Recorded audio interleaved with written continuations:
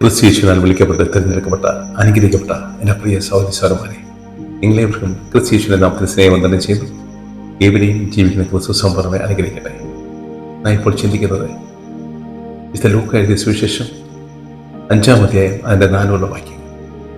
കർത്താവ് ശിമയോന്റെ വഞ്ചിയിൽ കയറി അവനോട് പറഞ്ഞു, വഞ്ചി ആഴത്തിലേക്ക് നീക്കി വല വീശുക.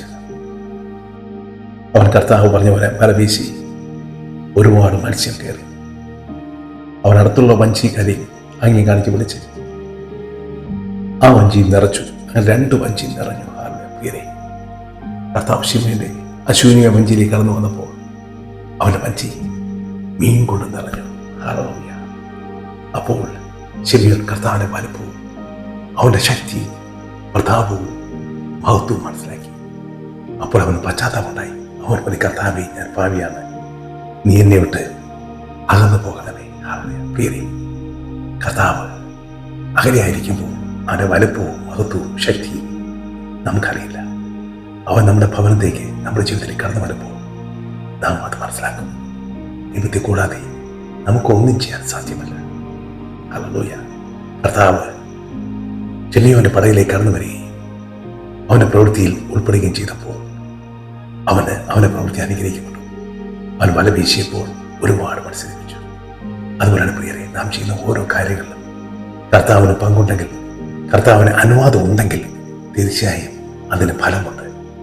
അവൻ നമ്മുടെ ജീവിതത്തിൽ കടന്നു വരുമ്പോൾ ഹല്ലേലൂയ, സമ്പത്തും ഐശ്വര്യവും സമാധാനവും, ഹല്ലേലൂയ, സ്വർഗരാജ്യവും നമുക്ക് സമ്മാനമായി നൽകും. അങ്ങനെ പ്രിയരെ, ഈ ലഭിച്ച വചനം, ഈ ശക്തമായ വചനത്തെ ഓർത്ത് കർത്താവ് നന്ദി പറയാം. അതിനനുസരിച്ച് നമുക്ക് ജീവിക്കാനായി കർത്താവിനോട് പ്രാർത്ഥിക്കാം. കർത്താവേ, നൽകിയ വചനത്തിനായി സ്തോത്രം. ഞങ്ങൾ അങ്ങേ സ്തുതിക്കുന്നു, ആരാധിക്കുന്നു, മാതൃപ്രദാതാവേ. ഹല്ലേലൂയ.